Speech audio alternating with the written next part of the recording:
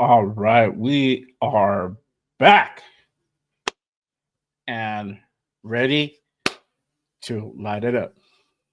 Let's get it. Let's get it cracking. Yes, sir.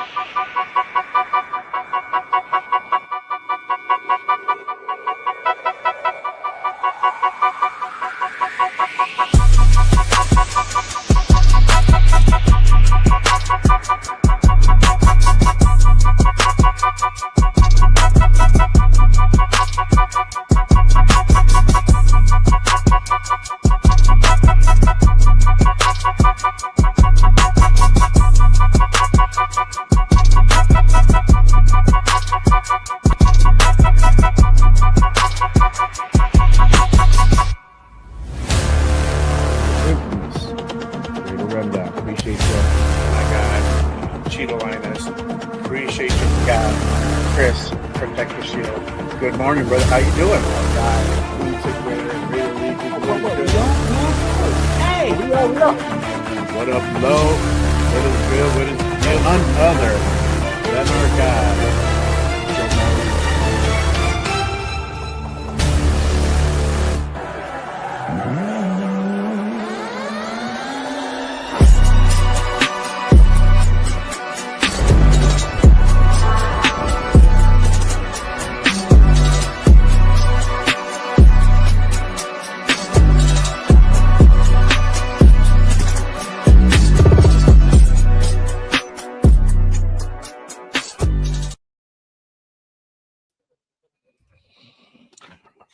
What is up, Raider Nation? Salute to all of our peoples already here. Appreciate everyone pulling up with us on this beautiful Saturday morning. Thanks, Welcome. 12. Yes, sir. Welcome to another edition of Good Morning Raiders. Glad to be back. We are your hosts, Jay Raider, my guy, the Raider Rundown. What's up, going brother? on? What's going on, How you man? What's been? going on with you, bro, man? Hey, you was out there Forever. out in Bakersfield and Raiderland, man, doing your thing, yeah. man. But Awesome. definitely glad to have you back, and definitely glad to be back on a Saturday morning, man. What's up with all our Raider family in the building, man? Oh yes, definitely. Real quick, salute to our guy Steam T. What it do? Big SA, big dog. What up, brother? From Santa Ana, representing. What it do, my guy from the OC, putting it down. Glad you're pulling up, my guy. Frank, what is the deal, my guy? Salute. Isaiah, what's good, brother? Salute to you, Jeffrey. Thanks for pulling up, my guy. Good morning. Yes, Good morning sir. to all of our peoples waking up bright and early to be with us Yes, sir. on This this is me after the show, man. This is me morning. right after the show. Trust me. There you go. There you go. Blunts and coffee. I got the coffee. My boy got the blunts. There you go. There That's you how we go. do, bro. I'm Whatever not a gets your mind coffee right. drinker, but you already know how it go though. I need the caffeine, bro. If not, I'm sleeping. I'm See, sleeping with the I'm a kids, tea man. person, bro. I gotta drink tea. I can't drink coffee. I get the jitters, bro. I start getting shaky. Okay. You Yeah. I feel feel me? you. So I can't do all that. Hey man, my guy Chris, I can't You believe you made up, it. man. What you You doing, bro? made I thought you'd be asleep. it. Man, it's like what 1:30. So he slept in. He's good. It's like Oh 1:30. yeah, bro. Yeah, he Yeah, good. bro. Got some 6 hours in. There you go. That's what's up. I woke up from near death. It looked like it, my guy. I was concerned. Bro. Yo, bro. I'm weak. Man, that was a fire show last night, Oh, though. that was one of them. Bro. That was one of them ones. Yeah, sir. But glad to be back. It felt like forever not being like being on a Saturday. It kind of felt weird for me, even though I was in Bakersfield. It just felt off, bro. So I feel it. glad I to be feel it. I back. feel it. I'm glad for us chopping it up again, getting back to business, talking some Raider football for sure. Shout out to our guy Severe. We got the clone and the A on the screen. Hey, bro, let me know where this clone's at, dog. I'm gonna put him to work, B. You know what I mean? I'm gonna have him take care of these kids, dog. Go do some chores around my house. Shit. I'm on with it. I'm with it. Where's Let the me clone know. at? Yeah, Clone it. my boy need a break. Off rip, I feel it. Yeah, they told me I got. Hey, so y'all know. So, and I'll bring on our guest. He'll elaborate a little bit more. But supposedly I had some clones out there at the Bakersfield event. My boy's gonna attest to that in just a second. So, let me know where they at, dog. That's all I'm saying. But yeah, hey, we got some fire content for you guys this morning. So appreciate everyone pulling up. So let's get into it. Without further ado, let's bring in our guest. This man is my co-host on Wednesday nights, the Raider Connection. Make sure you guys tap in 7 p.m. Pacific every damn Wednesday with myself, Chilanis, Raider Jeff, and this man, none other than LV Raider10, and also has his own show, Raiders Coast to Coast, on Thursdays at 7 p.m. as well. My guy, LV Raider10, Nate. What it do, brother? Salute to you. Thanks for pulling up, my guy. Of course, appreciate you guys having me on. I'm glad we were able to work something out. You know, we're both free at the time. Man, I've been chasing you like no other, bro. No, I know. It's been a long time. I had to get on here, bro. I had to. Like fire, man. I've been sliding your DMs, bro. For real. Oh man, I like that thirsty dude after that chick, bro. You know. Hey, my man had to chase you like that. That's wild, bro. That's wild. Yeah, that's my boy here. We do We a supposed to be Wednesday. family. Yeah, we supposed to be family. I normally work on the weekend, so I'm like, I'm glad I didn't today, and I was able to get up on here. So. Yeah, for sure. But let's go ahead and get into it. Hey, we got OTAs started this week. What up, Chris? I know we're out of Bakersfield and whatever, but you know, aside from that, Raider business OTA started this week. But what was I gonna say? Oh yeah, before I forget, them clones, bro. Yeah, bro. Yeah, out there supposedly actual clones. Bro, for real. Like, it's funny because not just me, not just Severe, 805, Leo, like, bro, everybody was saying, like, yo, like, you had like 2-3 guys out here that was, yo, Jay? Oh, what's up, Jay? Oh, fuck, no, But you know what was the funny part, dog? They didn't tell me that day. They told me like on Wednesday, like, oh, you had some clones. I'm like, what? I'm like, I didn't see nobody look like me, dog. Yeah, we should have gathered all y'all up and took a picture. Like, yo, what's up? Would have been dope, bro. Bro, that would have been funny. That's fucking funny, bro. For real, bro. But like, here, take one kid, take the other kid. Handle it, bro. You know, bro, that would have been fucking funny. Oh man, yeah, hey, yeah, that's crazy, bro. I know, I get that a lot. Like, oh, this some dude that looked exactly like you. I'm like, Anna, get that, bro. I get that for sure. Oh man, but let's get back to business here. OTA started this week, so Raiders doing their thing. They're in the camp. I got some content to share with you guys. So, little snippet of kind of what's been going on during OTAs. So let me go ahead and pull that up real quick. There we go. All right.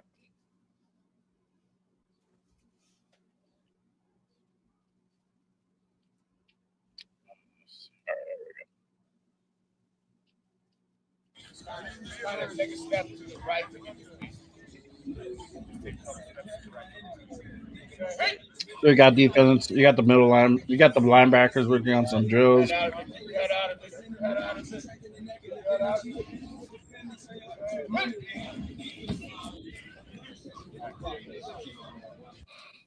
Man, one of the saddest position groups.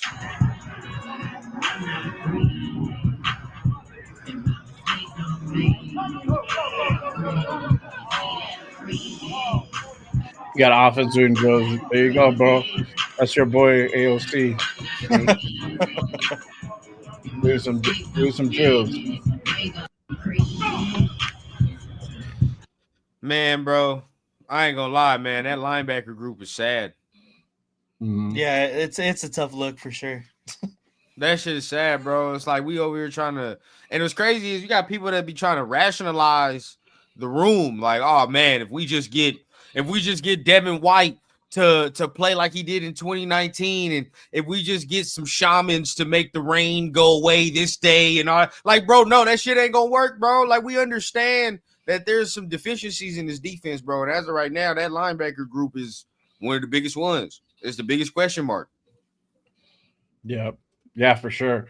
So we can get into that in just a bit because looks like the linebackers had a little bit of success earlier this week too. I think it was on day 2.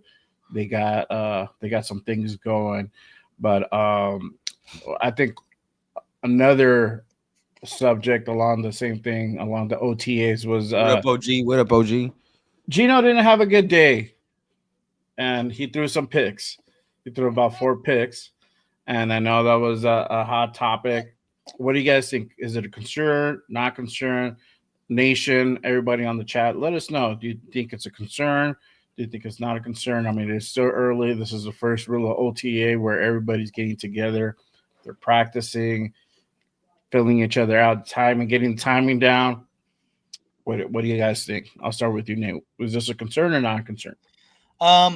It's concerning that he threw 4 picks, but I don't think it's a concern yet. He's on a brand new team, learning a brand new offense with brand new receivers. So I'm not going to look too deep into it. Obviously, you don't want to hear that he's not doing so well because he's our starting quarterback. But I wouldn't say my concern level is super high as of right now because of all those factors. But, I'm going to keep my eye on it, looking forward into these OTAs. But it's still early, like you were saying, so I'm not going to be too overly concerned about it. I'm not going to lose sleep over it. Yeah, for sure. What do you think, Ron? Well, I would like to say maybe I may not have saw the same information, but none of the tweets specifically said who was throwing the picks. They just said they were picks. Now I do know that if I had to estimate and guesstimate, right, it's probably ones versus ones and backups versus backups. Now, in hearing that Jeremy Chin got an interception, okay, that's one. Now, I can attribute that one to Geno, right? But the rest, we talking about Lonnie Johnson and Chris Smith or something like that. Them dudes is backups, right? Like, them ain't starters. In estimation, I would think that your backup threw them picks. Who's our backup? So at the end of the day, some of y'all out here, all right, y'all need to come to Jesus with that too, because our backup might be out here slinging and shit away too, slinging that pill all over the place, bro. He might be throwing them picks too. So again, we can't. I may not have saw what y'all didn't see, but I didn't see any of the tweets that specified who threw the interceptions. Tashawn Reed said it was Geno. All of them. I think like 2 out of the 2 or 3 out of the 4. I think. Yeah, I seen that one was Aiden O'Connell. One was Aiden, yeah. But he did specifically call out Geno. Like, I think there was one he tried to hit Brock on a flat, and then he was picked by Tommy.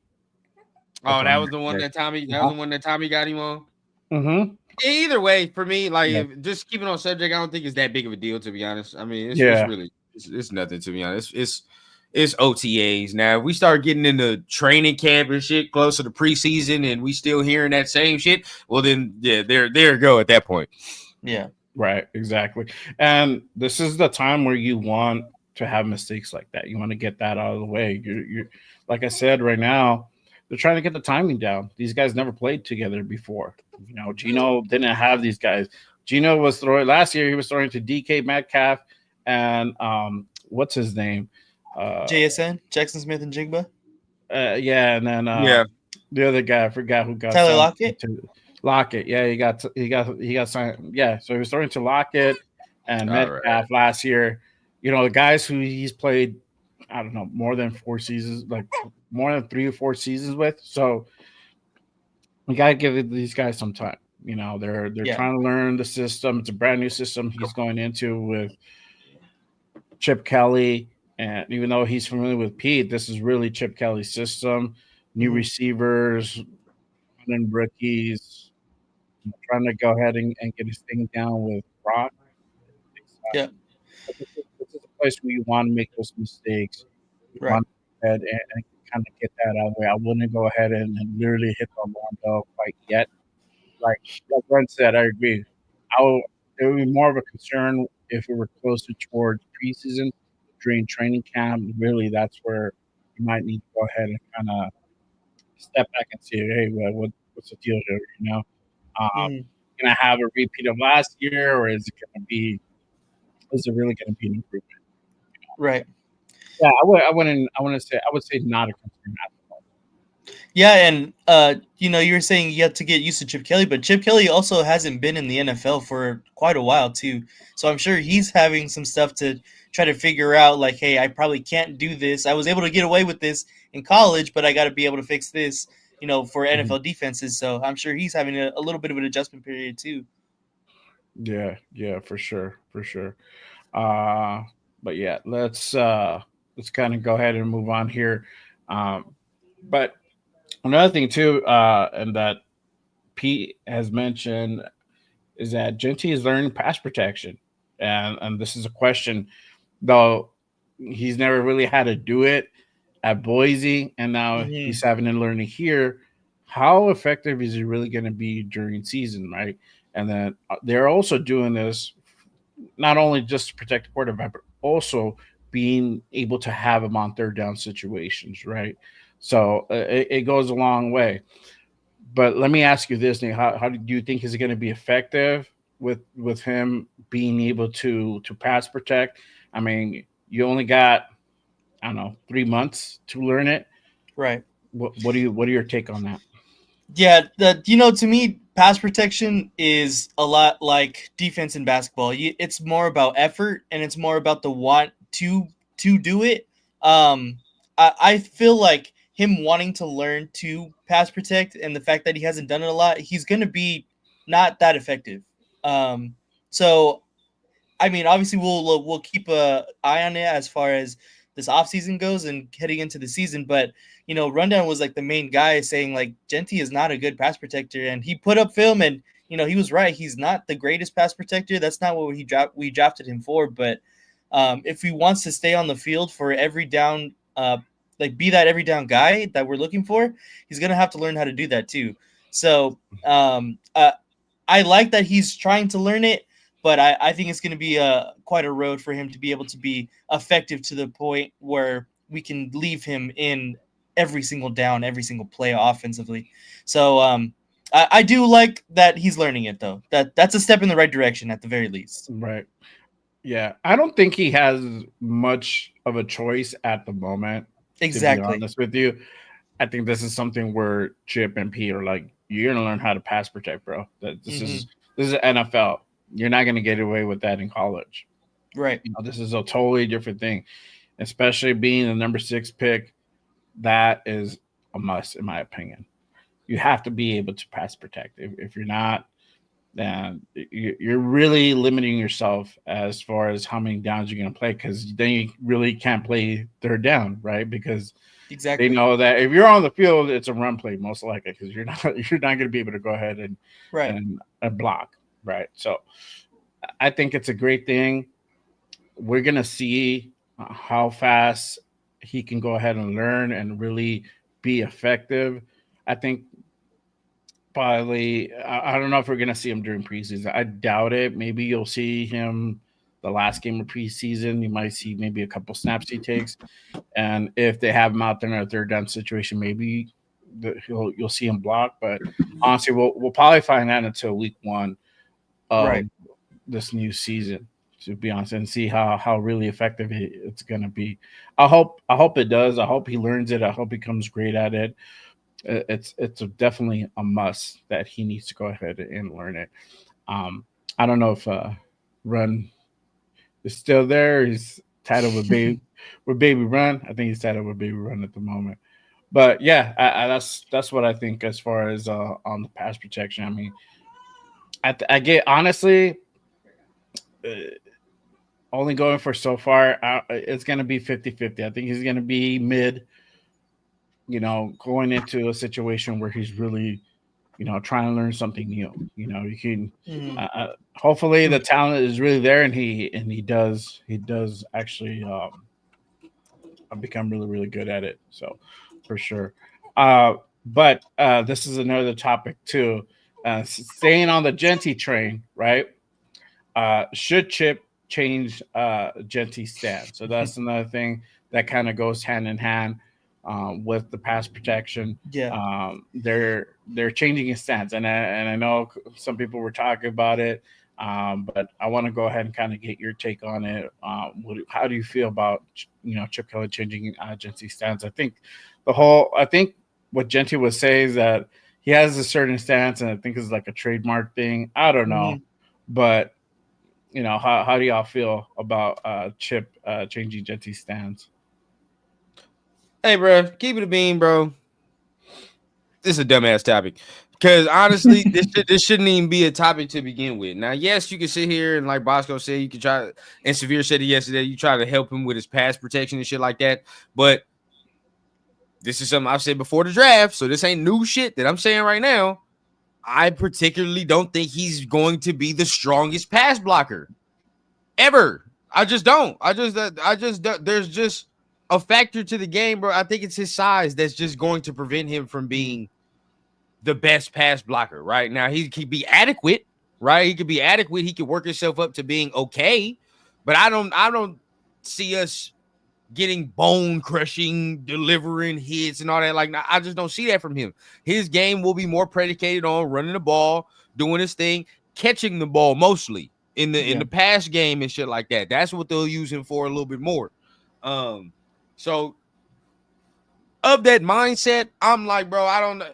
We can do all that we want, right? We can do this and that, but I just think when it all boils it down, bro, we're gonna have to have another back that's going to be there for pass protection when it's all said and done. I just think that's what's gonna have to happen.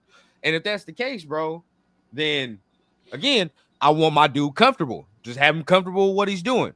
Main issue I had a problem with seeing it is because I saw how fucking awkward he looked in the new stance. Now, yes, it's May, and we have all this time to do this, and that, and I know his trainer said they prepared or they anticipated this, but regardless of it, bro, you can't. I mean, and maybe I have a different opinion, but when I saw the practice clips of the first days of OTAs and he had that stance, the new stance, he did not look comfortable in that new stance. It did not look comfortable to me. The motherfucker, it looked a little weird, awkward. Now, can it get better as it continues? Yes. But again, I'll say this: if after the first 50-yard or 60-yard run, if he changes the shit back again to what he did before, and then everybody's like, oh, well, you just ran a 60-yard, who cares? Well, then what the fuck was the point of bringing that shit up to begin with? Right? Like, where's the coaching? Where's the leadership? The blah, like, you can't do that, right? Like, if this is the stance, this is the stance. There is no changing that shit back no more, bro. Like, this is it. So I would get on Chip in the coaching staff for saying if he changes that shit back again after his first successful game or whatever, and he start changing shit back, then I'm like, bro, then what was the point in even having this conversation to begin with? Last but not least, the analogy was fucking stupid. The analogy was fucking stupid. The basketball shit made no sense. Let's keep it a bean. The shit made no sense, bro. If he would have tried to do it some other way, sure. Like, if he would have said some other thing, sure. I start getting mad when people get to going on your socials or whatever and try to rationalize whatever the fuck Chip said. Dog, that shit was stupid, and you sound fucking stupid trying to rationalize it, bro. There's nothing about what Chip said that made sense, dog. Like, oh, when you get here, you get in the stance and like that. Huh? What the fuck? Yeah. Right, but either way, bro, I hope Jeanty left some shit out, like 805 be saying, but that's my 2 cents on it. Yeah. What about you, Nate?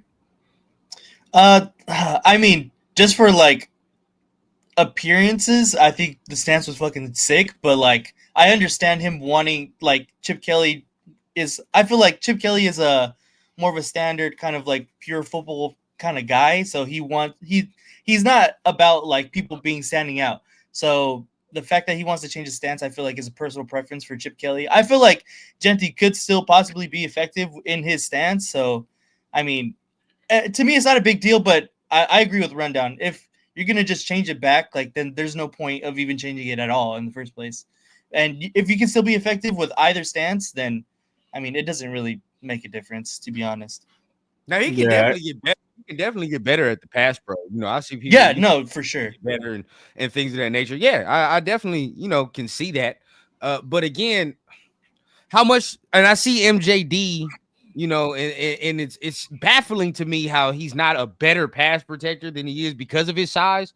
You would think like being shorter, he'd be able to do certain things, and because of the stockiness, right, he'd be able to do that. But then you look and it's like he's only 216.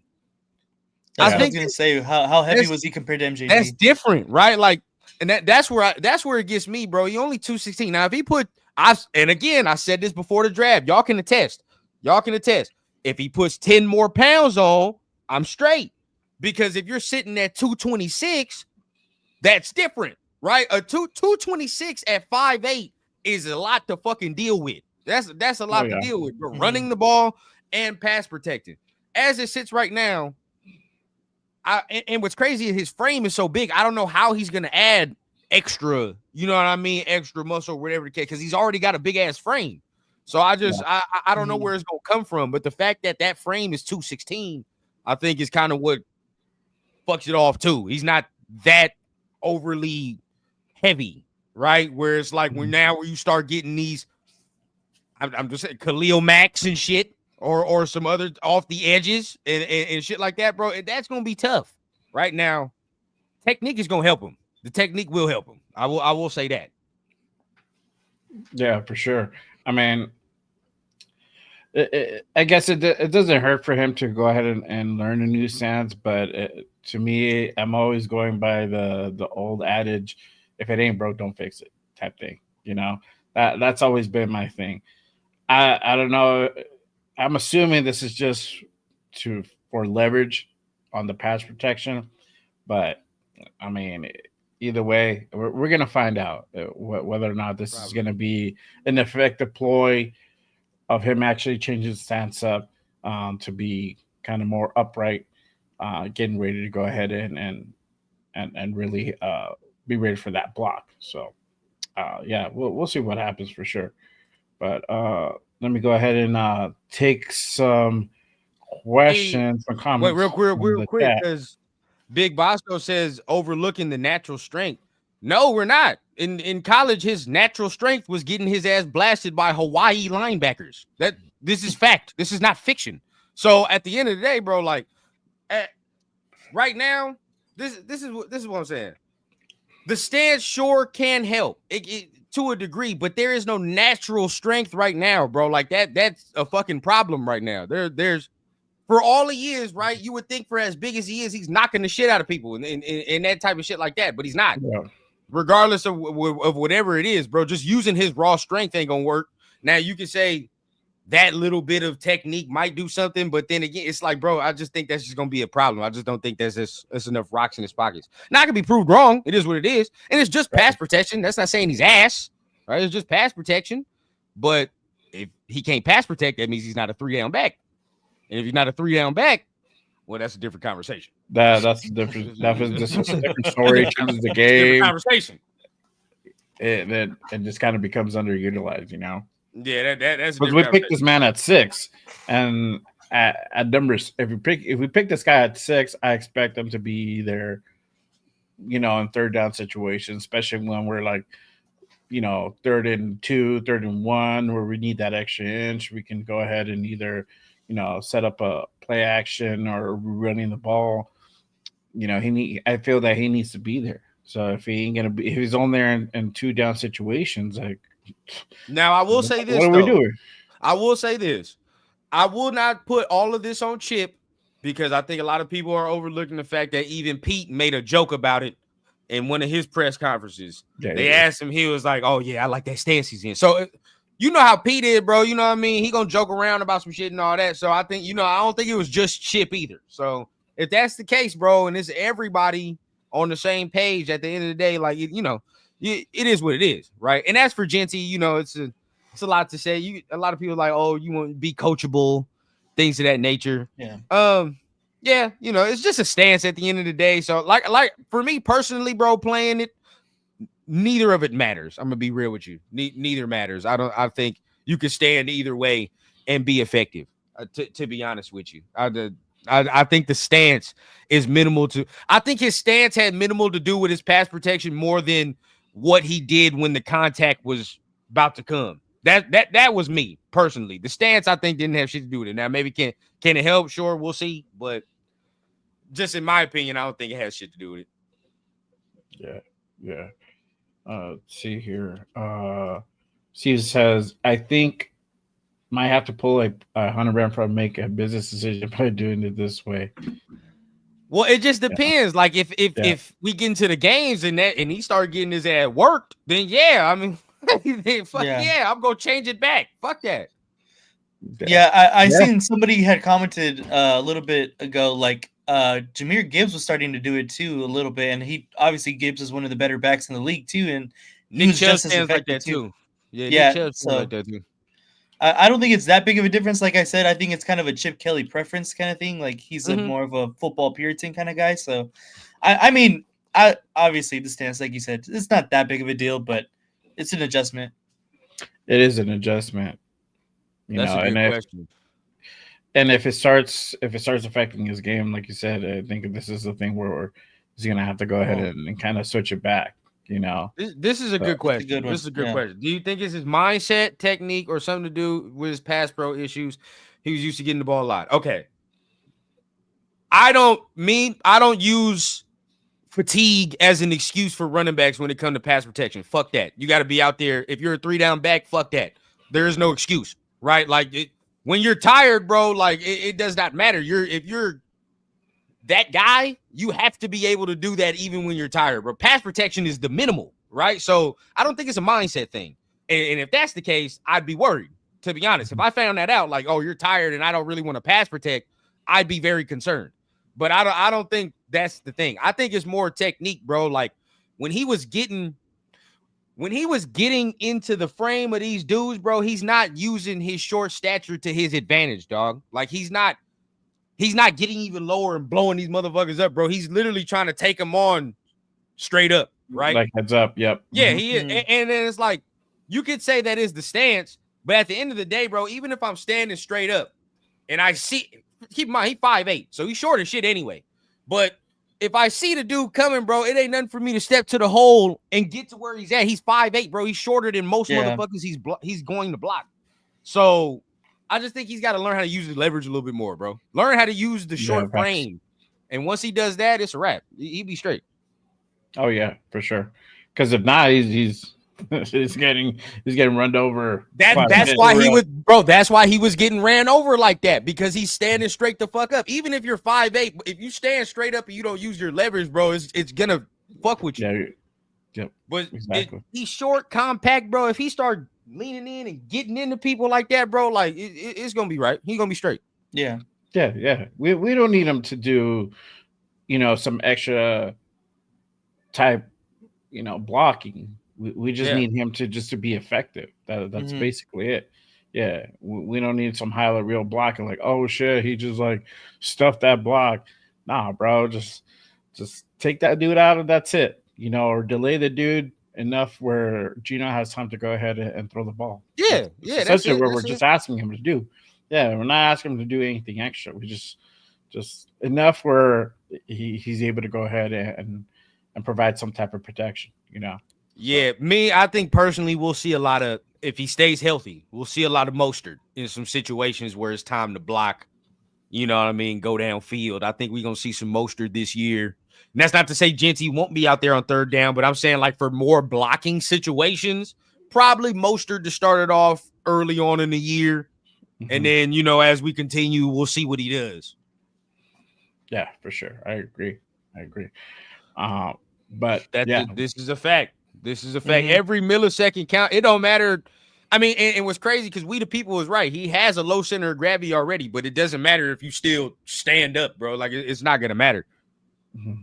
If you're 216 and the motherfucker you trying to block is 235, then that's why, you feel what I'm saying? Like that's why you need your leverage. Exactly. 235 and like 6 foot, It's 6'2", motherfucking, and then like what shit? Like, exactly. You gotta get down there, bro. We gotta do something. Yeah, That's why Henderson was so good, bro. Travion here, he would get low. Yeah.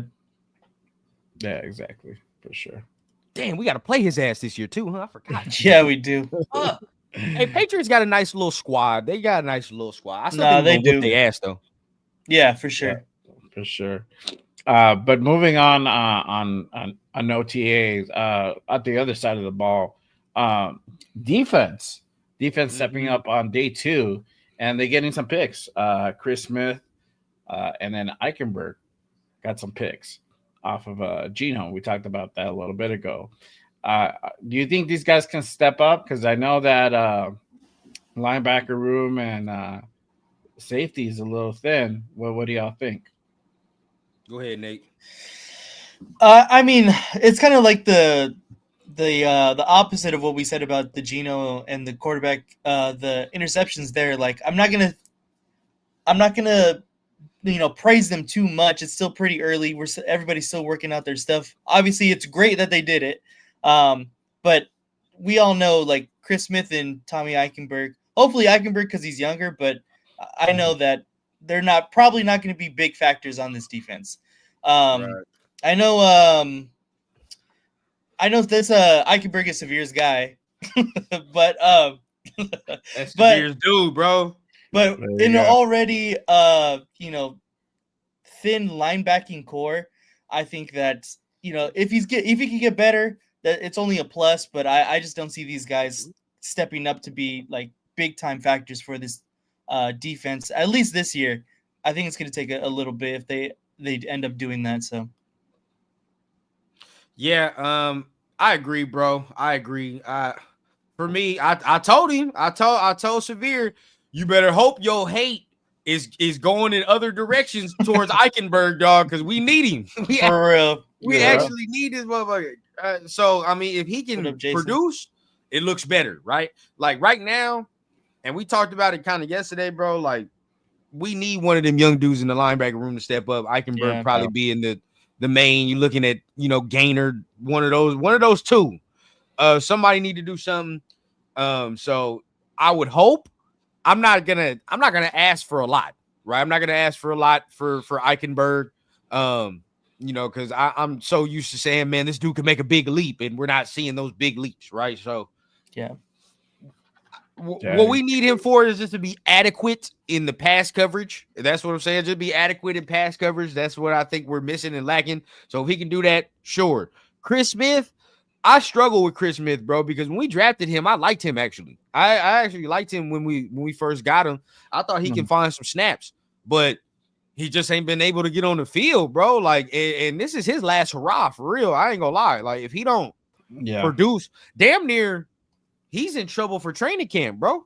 He's in trouble to make the squad because there are some guys they brought in, safeties that are longer, more athletic. You feel what I'm saying? So if he don't start producing, it's gonna be real trouble for Chris Smith to make the squad. But yeah, I think both of these do. As far as Chris Smith, he's on the bubble of the roster. Eichenberg, for me, he's in the mix to get in there. He has a shot to really start. I agree. Yeah. I mean, I hope that Eichenberg does step up, especially with our whole linebacker situation. Yeah. It's pretty thin. So we need Gainer, Eichenberg, or Lindenberg, or somebody to really be that, head of that linebacker room. Yes. As of yet, there's really nobody. I mean, you could say Roberts, but other than that, I mean, there's not. But really we know what anybody. Roberts brings, right? He only brings the run stopping, which is fine, but we need something to go along with that. I told Loon and all them yesterday. It just makes me think back, and it makes me more pissed off that New England went and re-signed that goddamn linebacker that they re-signed that we wanted, because he was exactly the type of linebacker that we needed. But the fact they did that, bro, now we ass out again, right? Ass out again. Right. Exactly. Yeah, and I agree. So it's either special teams or gets cut. So it's probably a prove it type of year. It's either put up or shut up type situation, for Christmas for real. Hey, I ain't gonna cap Severe. I saw Amari doing the linebacker drills. I was like, all right, yeah, that's straight. And then I saw, Tommy doing the linebacker drills. I was like, damn, this same dude do private lessons at tennis courts for tennis. He do private lessons for board schools. I didn't know that. Hey, at the end of the day, leave Tommy alone, Severe. He needs to work. All right, he needs to get right. Let this man go out there and get himself together. God damn it. Yeah, exactly. Bro. Oh man. I don't know about Devin White being most proven. He hasn't really done much since Tampa. I think the first year, quote unquote, yes, technically, because he has a Super Bowl, but performance wise, I say performance wise. None of them really. None of them. Yeah, really. None of them really. Yeah. If we being real, because what is Roberts done? He ain't really started, right? He's never really started. He's only played sparingly. Devin White ain't really played in the last couple years. Mm-hmm. We have no idea what the rookies or the other two dudes I've heard. So nah. Yeah. My guy Severe Eckberg is that playing Fritos in the variety box. You'll eat them if that's what's left, but you rather not. You tweaking, bro. Yo, man, I like Fritos, dog. I'm not eating them shits. Them shits is gross. I'm not eating Fritos. There's only one bag of Fritos I'm eating, and that's those twisted barbecue ones. That's it, bro. Fire. That's it. Those are fire. That's the only one. Mexico, dog. That's like why. Frito. Yeah, y'all be out there tweaking, bro. Y'all be out Frito there pie, dog. Frito pie. That's all I'm saying. It's Cool Ranchers for me. I don't like Cool Ranch, bro. I hate that shit. Nah. Frito boats all day. Oh, nah, Jason. Nah. That's terrible, bro. Yeah. Let's see here. Let's take a few more questions. And again, appreciate everyone pulling up. If you guys haven't done so already, make sure you guys head on over and hit that like and subscribe button on all the channels, even Nate's. If you guys are on Nate's channel, make sure you guys hit that like button for sure. I have Nate's channel pinned in the description on both channels, so make sure you guys go ahead and give him a sub. For real, we got some great content. Plus, we do the show on Wednesday night, and he does a show on Thursday nights. Raiders Coast with our guy Jeff. I think Jeff is not on. I think he's sleeping or he's listening on his little earpiece. Like why he's still bro, he's sleep. Yeah. But make sure you guys go ahead and hit that smash that subscribe button, hit those thumbs, y'all. Appreciate it. Goes a long way to go ahead and support the shows for sure. But yeah, let's go ahead and kind of get back into it. And I got another topic for you guys. The Wilkins injury, right? Pete said the other day, it's been challenging. And then will he be ready by week 1? So I got a little excerpt from that presser that Pete did the other day. Let me go ahead and pull that up real quick. Is that in his recovery process? Yeah, this has been a difficult recovery, and he's done everything he needs to do. He's been here every day. He's here early, working hard, but we're still working it, and he's not ready to get back out. And we're in the midst of a long, challenging process here. So, fortunately, there's a lot of time, and we're going to take every bit of it.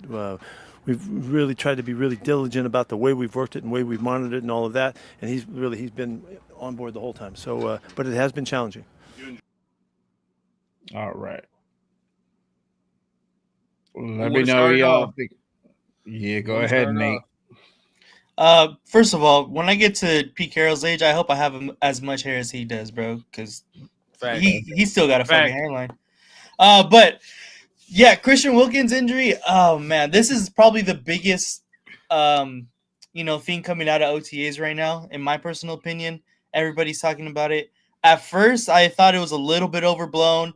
But looking more into it, it's going to be tough for him to be ready by week 1, to be honest. A foot injury is really a hard thing to come back from, and have that that same effectiveness. We seen it with fucking Darren McFadden. He had trouble with his feet all the time.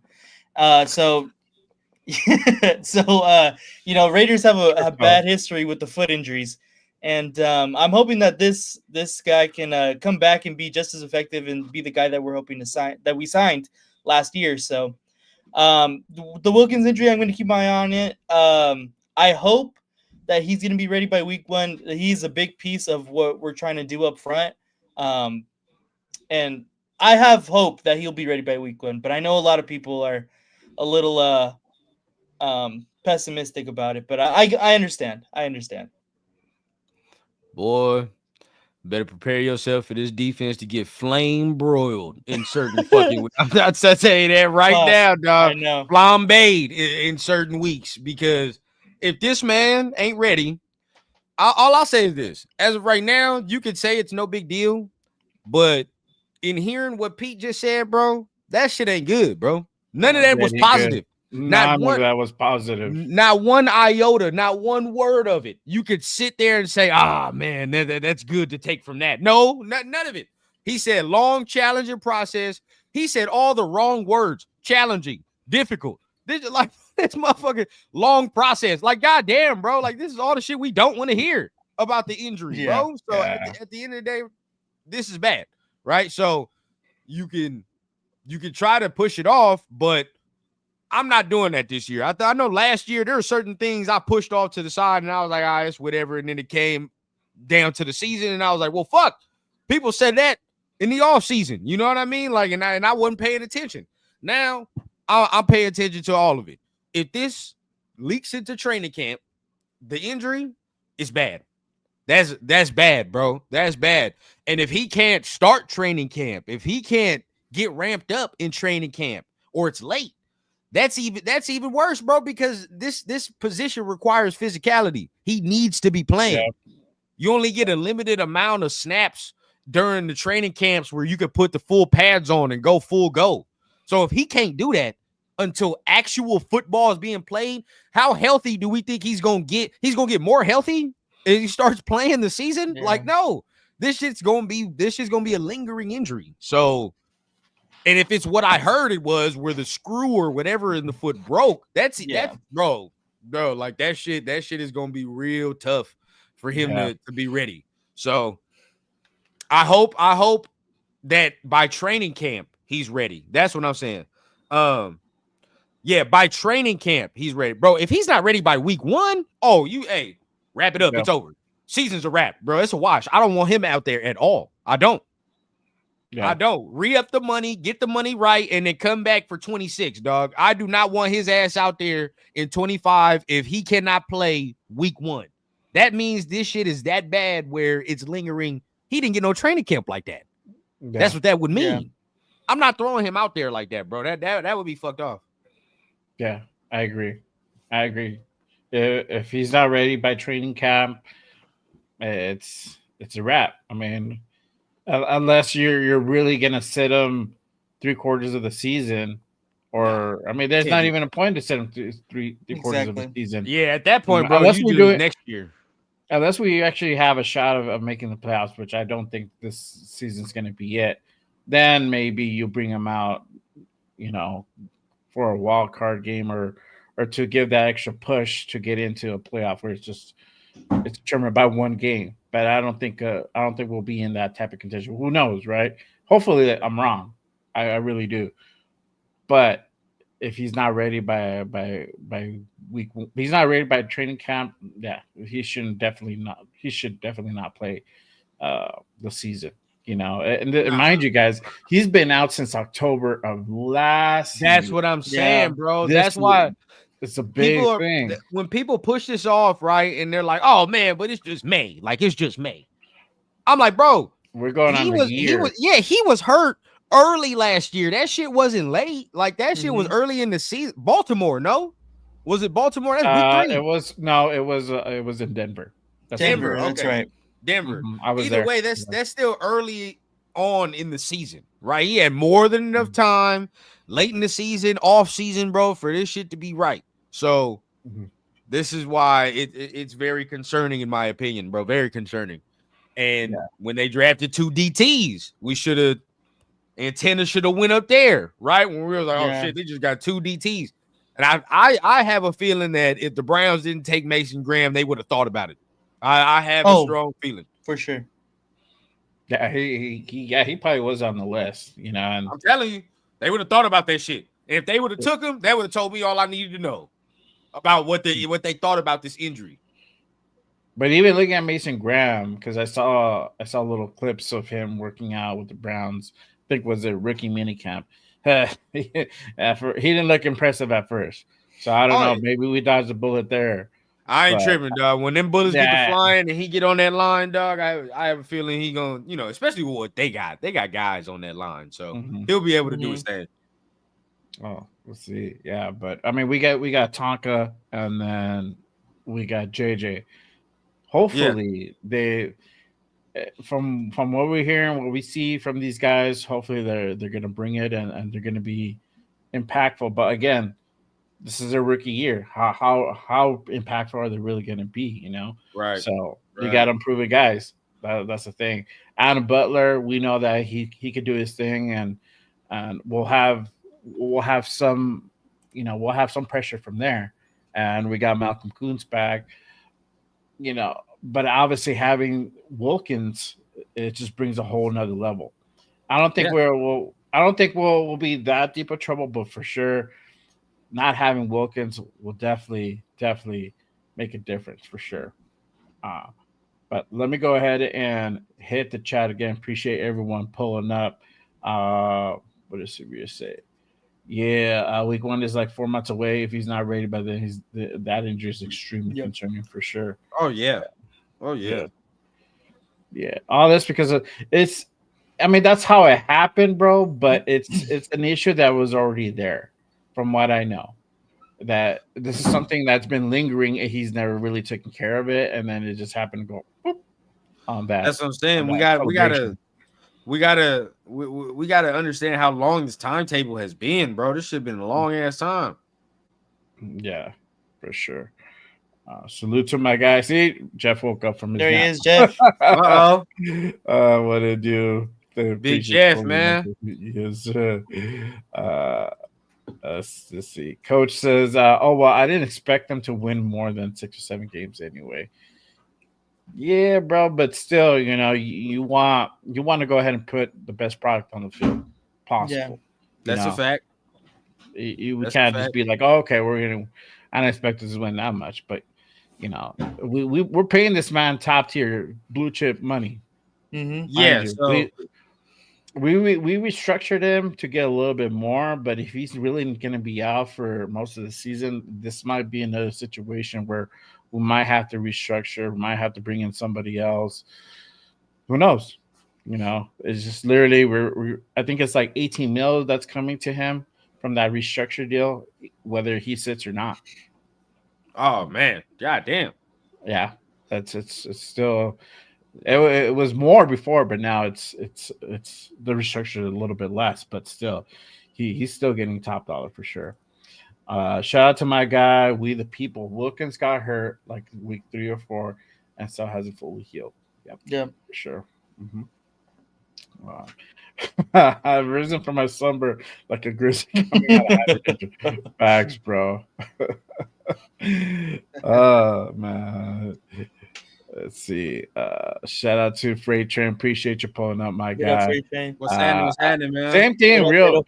My guy 805 woke up from his slumber. Yeah, I'm surprised he pulled up, dog. Because how you feeling this morning, dog? Hey, 805 was on the heater last night, man. He was on with some crazy ass fellas.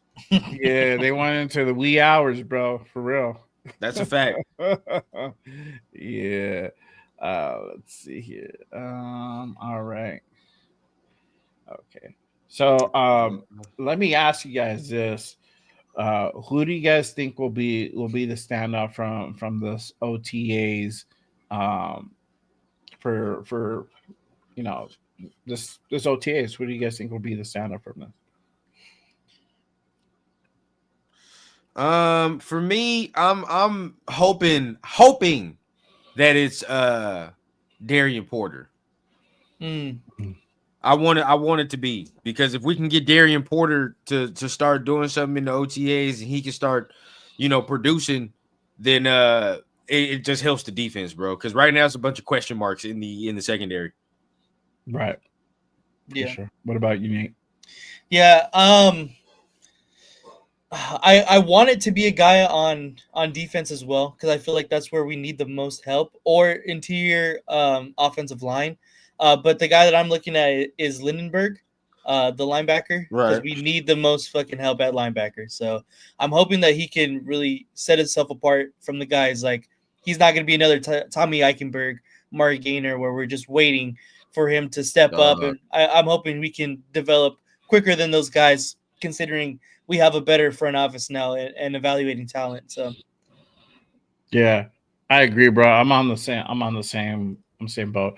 Hope Lindenberg is one of those standouts that really shines on this OTA, because, man, we need help in that linebacker room for real. I think more than any other position on defense, because looking at it this year, it looks like the defense is probably going to be the one that takes us a little slight step back.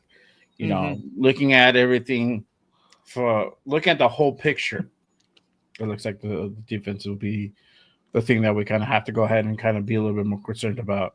Hey, Chris woke up looking for the Wendy's lemonade, man. Don't you? he was promoting the shit out of that, man. I'm telling you, bro. Every new flavor. Hey, Chris be in the Wendy's lab helping to mix up them new flavors and shit. That's exactly what Chris be doing on his off time.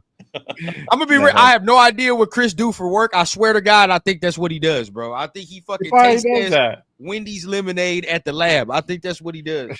I'm dead. Nah, this one's trash. This one's trash. Oh, this one's good. This is the one. There you go. Oh, man. Bye, guys. Severe. These situations are set up for Beck to look good. He's a good route runner, good hands. Since QBs can't get touched, he'll have more time to get separation. There you go. The thing is with Besh is I'm already expecting big things from him. That's why I was I think Besh is that guy. I think he's gonna be good no matter what. That's why I was kind of looking for. I was gonna say Besh, but then I kind of was starting to think about it a little bit more too. That's why I went with Lindenberg. But yeah, I agree. Besh is probably gonna come out of here looking real good though, for sure. Yeah. I'm with you. For sure. Let me go ahead and hit this on the flip side. Who do you think will benefit most from this OTA? Who do you think it needs the most work that definitely should take advantage of this? I'm going to go with my second option that I think is what I was hoping to have a breakdown. That's the interior offensive line. I'm hoping that's another big spot that the Raiders do need to kind of figure out. I'm hoping, maybe it's Parham, maybe it's Meredith. Kappa, I guess, has been looking pretty decent so far from what I've been hearing. They need to figure that out. So I feel like the combination of those three guys, I think will probably benefit the most out of, getting some more work in, no matter, even if it's in just, shorts and shirts, getting some technique down. But I'm hoping it's one of those guys or one of the guys that we drafted, Caleb Rogers. So I'm hoping that they will benefit and get the most out of this. So, I would say one of the O linemen, but it's OTA, so I know they ain't doing nothing right now. So I'm trying to refrain from saying some of the trenches. So I'll wait. What? Rephrase the question again. Rephrase it so I know how to answer it. So, who do you think will benefit the most from this OTAs? Who do you feel? And then who needs the most work? That would work. actually like. I'm a go on a heater, bro. I'm going to heater. Dante Thornton. I'm gonna say Dante Thornton. I was gonna say needs more work. You feel what I'm saying? Needs more work. I get it. Everybody excited, and I'm not saying like I'm hating, because I do think he's gonna like be good for what is required. Right? What is required? We just need a deep threat. We just need somebody to stretch the field, maybe take, some coverage away from Brock or whatever the case. But is that all we want? Is that it? You feel what I'm saying? Like, if that's it, then it is what it is. Then fine, we'll toss that shit away, throw it in the trash, and I'll just chalk him up to be a gimmick and gadget receiver, and that is what it is. But I know that's not what he wants to be. I know that's what not most of us want him to be. And if that's the case, bro, we're sitting here saying we need more. We expect more. I want to see him run more routes. I want to see him win more reps, right? I want to hear about him winning more one-on-one reps, getting behind coverage. I want to see that. You know what I mean? Like we saw with Trey Tucker. I would have said Trey, but Trey got Geno now, and I've always kind of thought like if Trey can just get a quarterback, I'm not saying he's gonna be a top 10 receiver, but we'll see more. You know, we'll see more. So yeah, I think Dante Thornton for me. Yeah, it's a good one. I'll switch it up since Run took my pick. I'm gonna say Darian Porter, and for him still being relatively kind of new to the position, I feel that he's probably going to be the most advantageous and will benefit the most from this OTAs, learning this new speed and how fast these receivers truly are, especially going up against Jacoby Myers and Trey Tucker, who've been in the league for a while, and how they run their more Jacoby, how he runs his routes is gonna it's just gonna make him better, right? He has the speed to be able to stay with Trey Tucker, but he can also stay with Jacoby Myers, so I just hope that he keeps on developing and actually benefits from this OTAs. But Dante Thornton is right there next to him for sure. I mean, we already heard that he's had pretty good OTA. I mean, he beat Chin on a corner route the other day from Geno. Same thing with Trey. Trey's lining it up too. So the speed is there. The speed does kill, and I just hope that Dante learns, kind of expands his route tree and becomes more of an effective receiver out there, not just just hit up on that curl route, This but it's also important for sure. Yep, it's a good one too. Yeah. Very good one, very good one. Oh, shout out Raider Menace, man. He on his 10, man, saying what's goody, man. Salute, bro. Appreciate it. Appreciate you pulling up, my guy. OJ says it's Porter as well. Yeah, that's a fact. Yeah, that third got to hit, bro. It's got to hit. No other way. We need that help on the corner for sure. Let's see. My guy, Severe Dante needs to be on that ladder day and night. I thought we saw him. Yep. Next. Yep. Hey, man, it's a damn shame. I saw Tommy Malott, and I was like, well, who the fuck is that? He was running that shit so good, and I saw Dante Thornton. I'm like, wait a minute. This man ain't played no receiver. He out there running the damn ladder better. So, it's just, hey. Yeah. Salute to my guy, L11. Appreciate you pulling up, my guy. Salute. Let's see. Yeah, my guy OJ, CB room is the biggest concern for me. Entire secondary is a huge question mark. It is, bro. So I mean, I hope all those guys are reaping the benefits from OTA. I hope Chin gets better because Chin is still new. That's the thing. Though he had a great year with Washington, he's still new to the Raiders. He's learning, Patrick Graham and Pete Carroll's system. So it's different. It's different from what he was doing out in Washington. So he's still trying to get used to things over here too. So a lot of new faces, a lot of guys trying to adjust and kind of get in sync and really learn, this Patrick Graham, Pete Carroll system. So let's see here. My guy Christopher Raiders, you guys failed to realize he had a full route tree when he was at the Ducks. Bulls did not run many routes for. Yeah, we know that. But this is the thing, Chris. Go ahead, Tom. Yeah, he was running them routes, but them shits wasn't good. This shits wasn't good, right? Which hence, then we go to another school that has me running the routes that I do run well, very well, right? Mm-hmm. And that's why I look certain ways, bro. Like I don't, and if he was that guy, like I said, at Oregon, he's the exact archetype of guy they like at Oregon. So at the end of the day, bro, I'm not hearing that. There's reasons people leave. There are reasons people leave. Mm-hmm. My guy OJ. Thornton looked like the Tin Man from Wizard of Oz before he got greased up. Greased No up. diddy. No I'm diddy. dead, bro. Uh, oh man, that's funny. But yeah, salute to my guy Robert. Appreciate you pulling up, my guy. All right, let's see here. And then let me ask you this question, guys, and more for Nate, because I know me and Rem already talked about this. What Right. positions do you think that the Raiders will continue to fill in this offseason?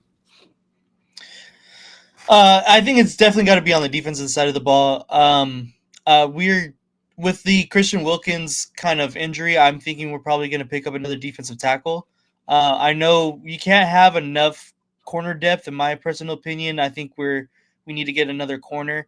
I feel like we could possibly do another safety. I know we've been saying Justin Simmons. That would just be an absolute bonus, of course. But I feel like definitely it should probably be either corner or defensive tackle with the injury. I don't know if it's really going to get addressed in the free agency. I don't know who's really. I feel like the June 1st cuts will figure out really who will pick up then, because I feel like with the injury, if it's a defensive tackle that's still a free agent now, we probably would have signed him. As the same thing with the corners too. So I feel like we're waiting for the June 1st cuts to really kind of figure out who is available and who we should bring in. Right. Yeah. And that's only about almost 2 weeks away, right? And so we'll know pretty soon, thankfully, on who we're going to go ahead and pick up. And I think maybe that'll be kind of the case. Sure. Sure. When was the last wide receiver the Raiders had that had yak? Devontae Adams. Yeah. Devontae. But before that, maybe Amari. Maybe. But Amari ain't really a yak motherfucker like that. So not really, yeah. Yeah, he's not that big of a yak dude. But LV hit it right on the head, man. Justin Simmons, I love that. Yeah.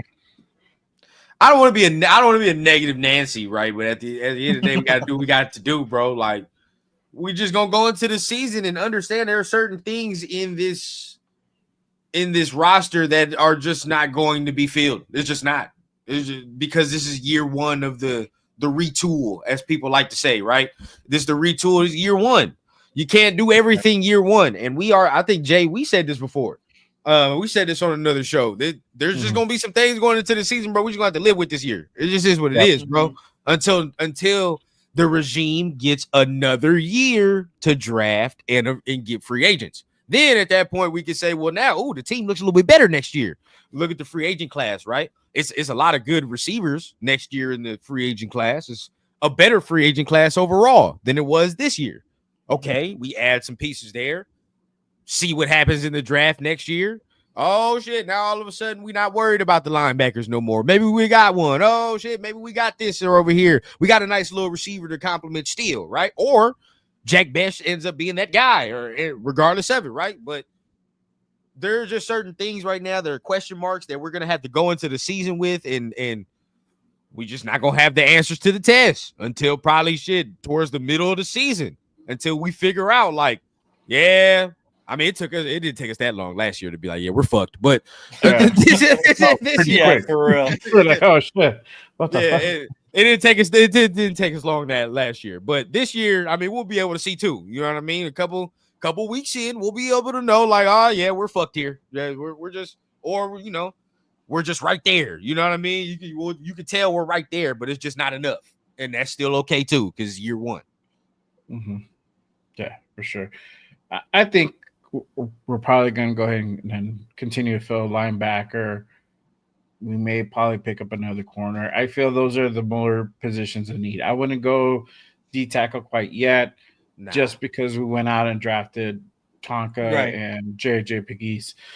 So with those guys in there and, Adam Butler still being in there, you got Malcolm Jones back, I wouldn't hit the panic button quite yet. I think the areas where you need to hit the panic button is going to be in that middle linebacker room, and bringing like a guy like Justin Simmons in would be phenomenal. I don't know what the fuck is a holdup.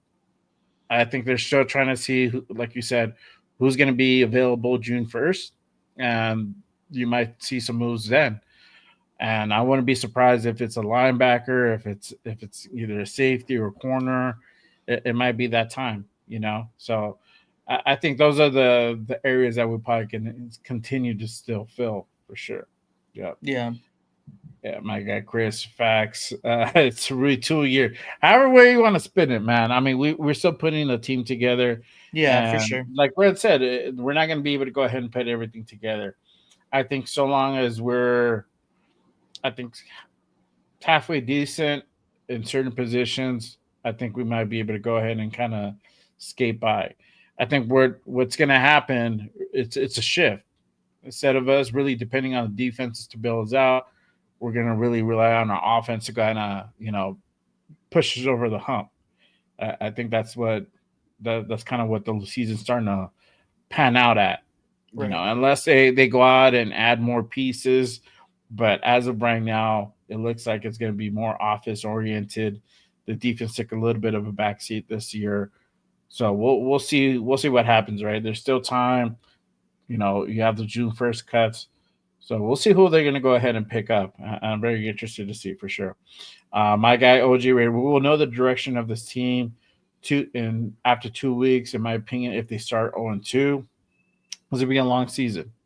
Yeah, I agree. Because even after that second game, it gets a little tough right there too with Washington. 0-2 is kind of nasty, bro. I ain't gonna. Yeah. I mean, yeah, because you got Washington and all. Oh, there you go. You got Washington and all that extra. Mm-hmm. So that would be a lot. Now, is it possible? It could be. I know I was on with Raider Alex not too long ago, like a couple weeks ago. He had us starting like 1-3, 1-4.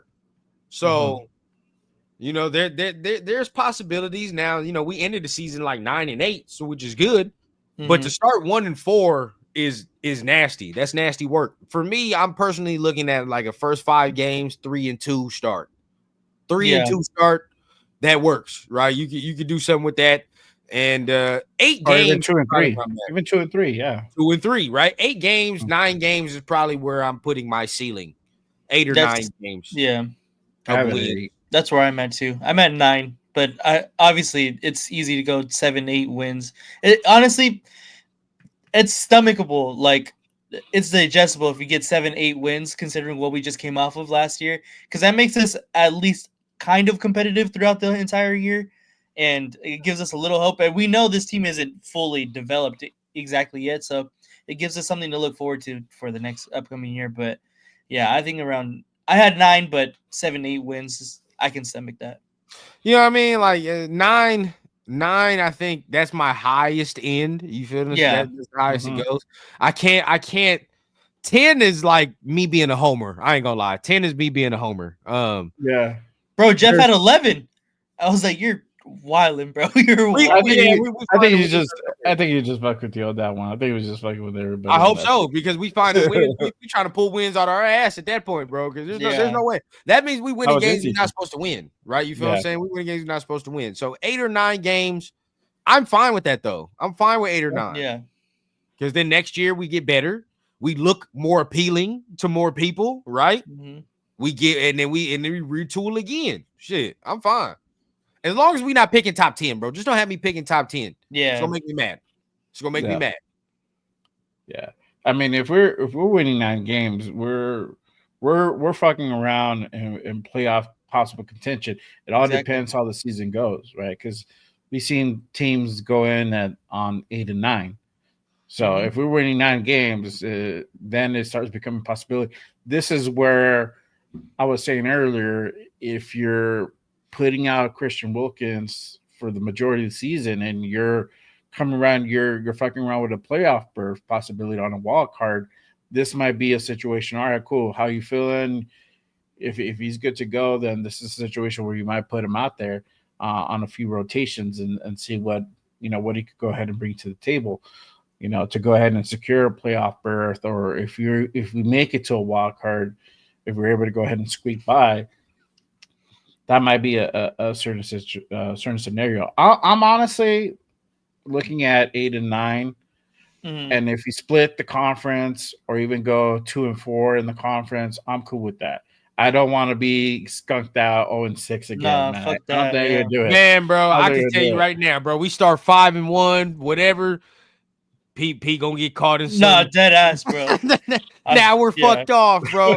All of a sudden, Pete's gum got PEDs in it, and we're fucked off now. we can't do things. Oh man, yeah, fact. They're gonna come up with some bullshit. They'll be like, man, we 7 and 9 Harlem is where I'm Flyers. at, bro. Yeah, 7 and 9 Harlem wins, Flyers, bro. something like that. Yeah, 7 and 9 wins. We and again, that's okay. That's not bad. You know what I mean? Yeah. Well, depending on how we got to these 7 or 9 wins, right? Say if we do start 5 and whatever, or 4 and something, and we lose all the rest of the fucking games, well, then at that point, yeah, like that's trash. But if it's like just whole year, you could tell we're there, we're close, but we're losing these close ass games, and you know what I mean, like by one score, one possession. Then at that point you can see it. You know what I mean? You can say, all right, bro, there's tangible consistency here. We just got to keep going. Yeah, exactly. I don't know if we sweep KC, but I'll be happy if we take one away, bro. That's if we take one away, bro, bro. I'm celebrating. Yeah. Yep. I'm celebrating, bro. I think I'm the only Raider content creator that got us going 0-2 in that. Against Kansas City this year? Yeah. I have us winning the one in Kansas City. We ain't earned not one win. I ain't gonna cap to you, bro. We ain't earned not one win. Them motherfuckers every single time they put belt to ass to us every year, bro. Now everybody else, you can get me with everybody else, right? Broncos, Chargers. If you think we're gonna sweep these motherfuckers, sure, right? I'll roll with you there. But when it comes to the Chiefs, I can't have no blind faith, bro. You got to show me. Honestly, I have the Broncos winning the division. Really? I do. I don't know. We lose both games against Denver. They ass look like they getting injured too. No cap. Oh yeah. So they getting the injury bug on it. So I don't know what that looked like. For me, bro, I'm not really scared of the Chargers, to be honest with you. I'm really not. No. Some about them don't really scare me, dog. No, I feel that we're gonna go ahead and be able to split one of those. Though they might get us on one of them. I hope it's not the home opener.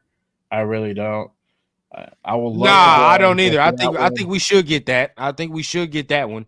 It's the SoFi one where I'm always like, fuck. You know what I mean? Like SoFi one. That's it's SoFi hard. curse, man. Yeah. Denver's iffy to me because I don't really know. I don't really believe in Bo Nix, and to be honest, nobody on that offense fucking scares me at all. Like there's really no fear for anybody on that offense for me. Yeah. The defense is more where it's at for them. So if this has been the theme for us. If our offense is rolling, if Jeanty's rolling, we're gonna whip their ass. I mean, that's just how it is. I think so because I think we got the pieces to mess with Bo Nix. He get pressure, he gonna get flustered and all that extra, bro. But it just come to KC, bro. It just come to KC. I want to see us get the monkey off our back, bro. At some point, you got to be tired of getting your motherfucking ass whooped.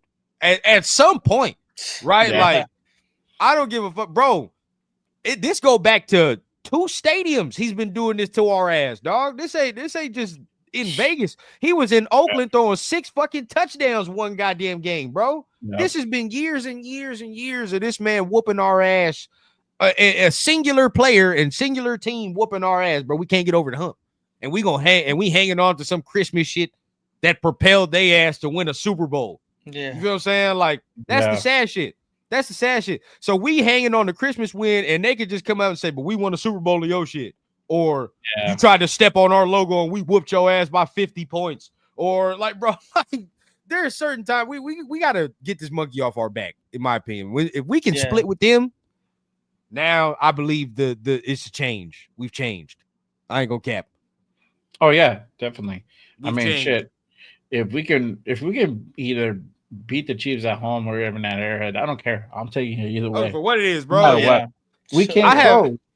Am I tripping for having more confidence for us going to them than them coming to us? No, I have us winning that game. Yeah, in Arrowhead. the away Because game. for whatever reason, we always play better in Arrowhead than at home against them. We play way better at Don't know why, Arrowhead, bro. It's crazy, and we don't have them later on in the season where it's cold either. Yeah, so that might work.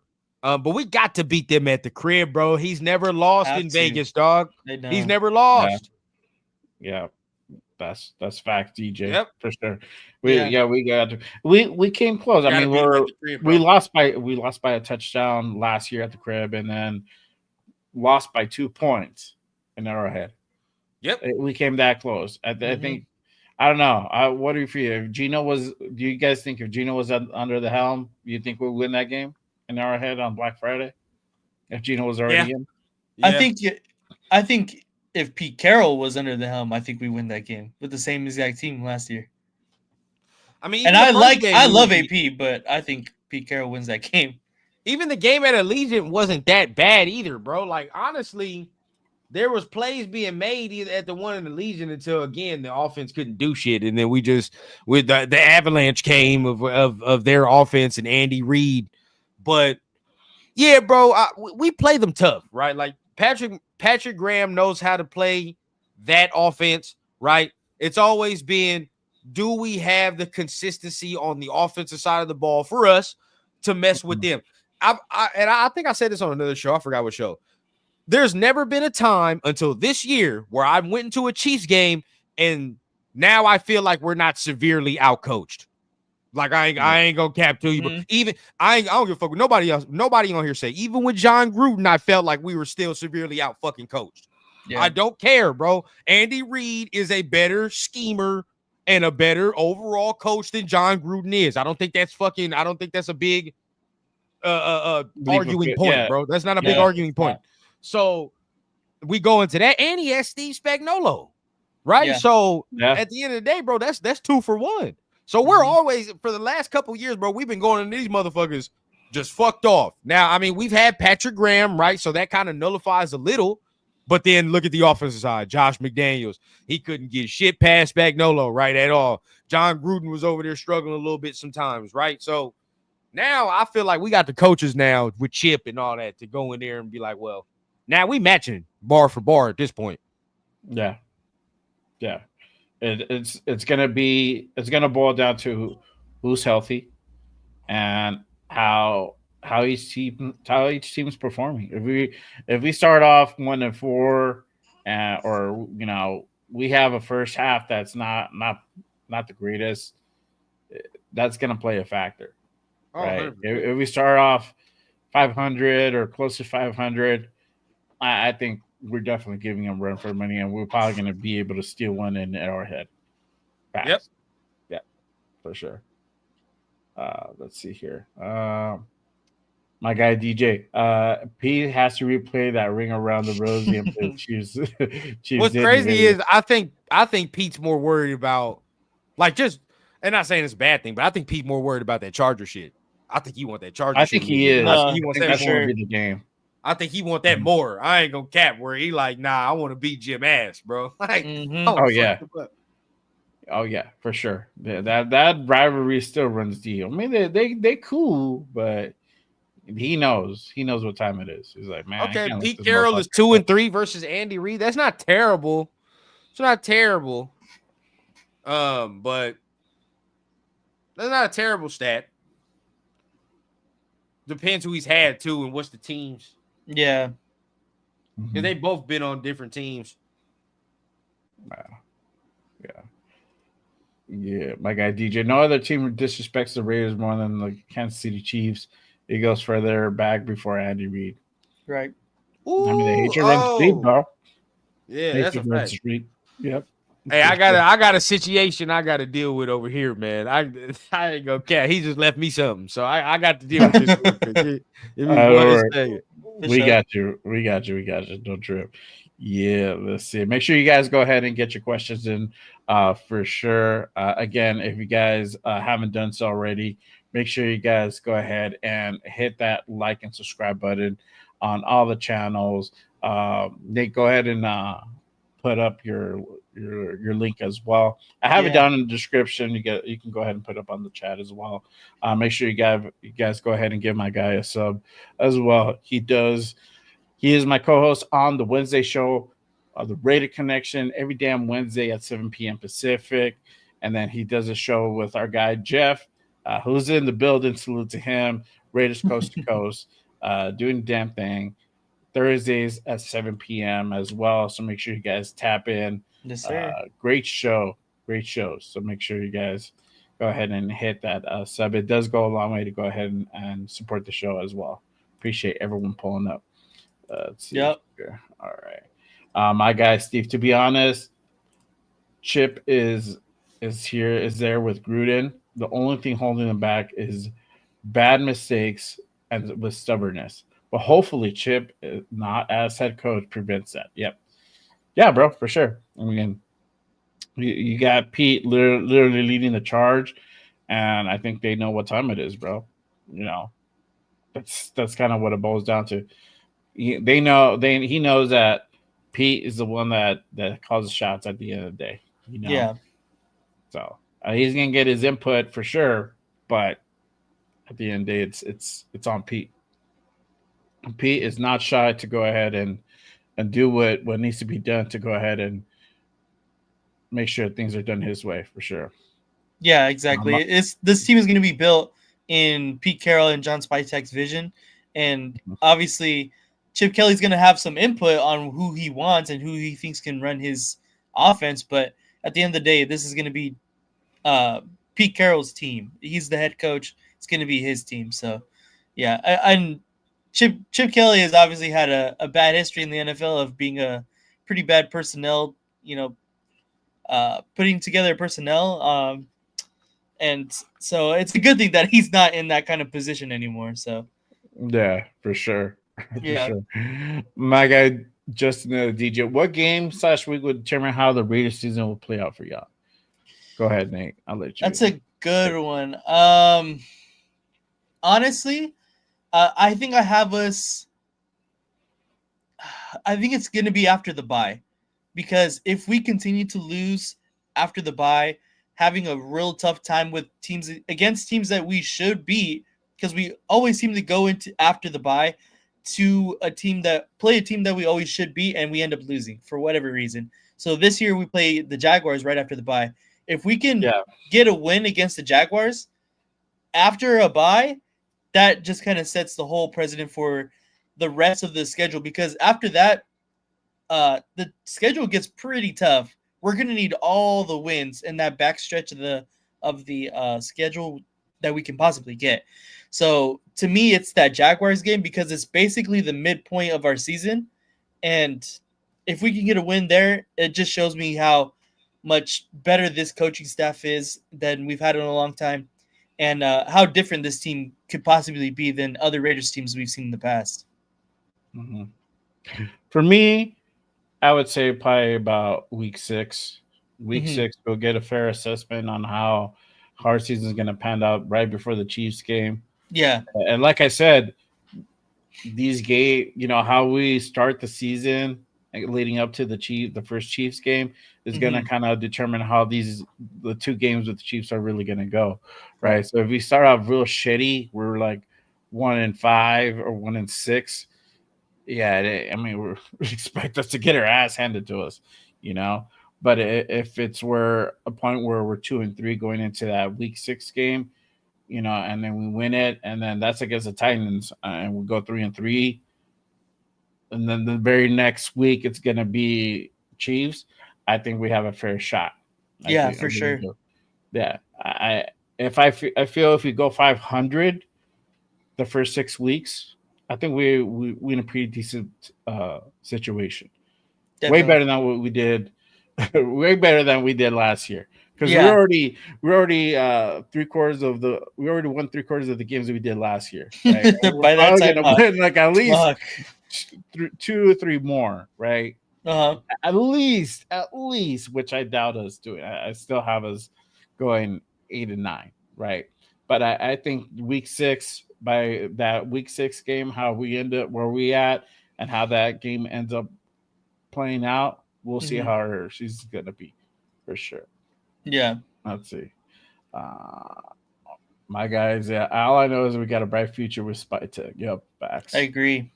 Yeah. If Spytech can hit on the picks, Chip can use the talent we have, and we can win. I mean, the offense already looks way better, bro. Way better. You got Besh, you got Thornton, you got Jeanty. I mean, shit. It's already better as it is. Yeah. Geno. Geno, yeah. Geno wasn't drafted, but that's still another piece that we didn't have last year. So there you go. Jeff says week 1. Of course, that's going to mean more to him, though. Yeah, yeah. If he gets cooked out over there in New England, he has to live with it for the rest of the year. That sucks for him. I hope that's not the case. Man, for sure. Yeah, for my sake too. I hope it's not. Yeah. My guy. The Bears game in week 4 is going to show us all the kind of team we want to have for the rest of the season. That's another good one. Yeah. Because we don't really know what the Bears are going to be either. Yeah. Yeah. I say we could. I say I don't think we'll beat the Commanders, to be honest. I really don't. No, I don't think so either. It's going to be a close game with the Pats. I think we can go ahead and win our home opener.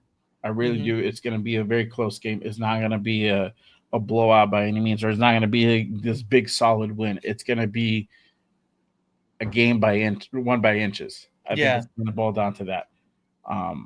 Because you're going into week 2 with a relatively new offense, new faces. You may have won or lost the week before. If you won the week before, you're riding the high, right? You're building the momentum. If you lost that game, you're having to kind of take a step back and refocus, right? Right. So it's hard, but I think that game is going to be very close. Commanders, looking at the season they just had, and they still have most of their pieces. They just added new pieces. I don't think we win that one. So with the Bears, you're still trying to see what Ben Johnson's going to look like with, Caleb Williams and those guys over there. It's going to be a close game. I think a lot of these games are going to be close. I don't think they're going to be won by leaps and bounds. And I think that's probably what's going to trip everybody out. I think, yes, we have a better offense, but we're not going to be blowing out dudes unless it's like maybe the Jaguars. I'll give you a few teams, but maybe the Jaguars, maybe the Titans. Yeah, maybe the Titans, but I don't think it's going to be what everybody probably thinks it's going to be. We're just going to be like cooking dudes and shit. It ain't going to be that. My guy Severe Pete record when coaching the Seahawks versus Andrews 1-3. That first one in New England versus Philly. Okay. Dang.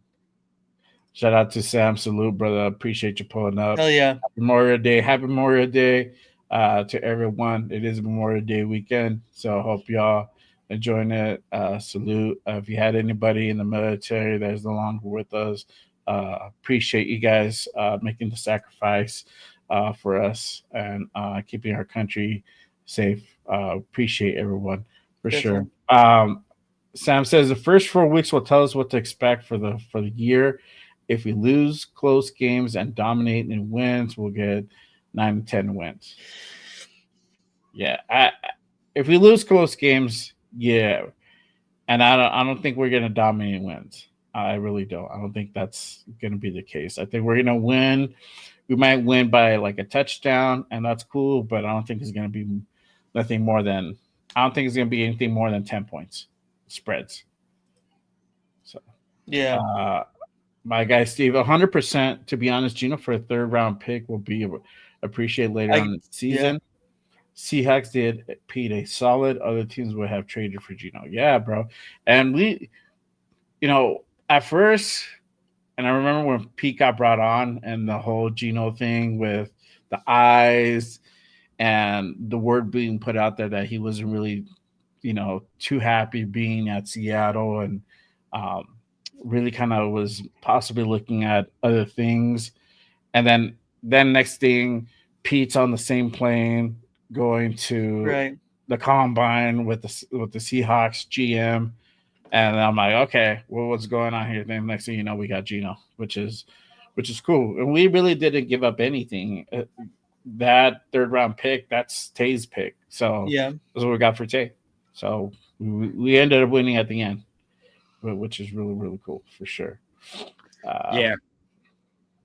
My guy Dre, can we please win at SoFi? I'm like, oh, Hey, shout out Dre, man. Matt. Shout out to the guy ready to Dre. But yeah, that's a fact, bro. I'm 0-2, Yeah. so I'm with you. I'm 0-2. Yeah, I'm 0-3 or 4. Yeah, I'm 0-3. I'm 0-2. I'm 0-2. Both 5 games I'm fucking lost. I was listening in, bro, but I'm with LV. I said this before, bro. It's that Jaguars game, bro. Because I hope so, because I'm gonna go to that one. I'm used to us starting the season off nice, or you know what I mean, okay, like we said. Because what week is that? What week is that again? That is like The Jaguars game? Yeah, 6. 7 or 8, I think it is. Okay, so that's perfect, right? Or it might be 8 or 9. I'm I know it's somewhere in the middle for sure. At that point, I'm used to us being like 4-3 or whatever the case, right? Or you know, you go if it's week 8, I'm used to us being 4-3 by that point, or whatever the case, right? Like you didn't take that at that. But after a bye, I'm used to us looking like ass too. I'm dead. Yeah. I'm used to that. A lot of the time, the momentum is gone, right? And then now, the Jaguars are one of those teams where we can definitely beat. I feel like we can beat them.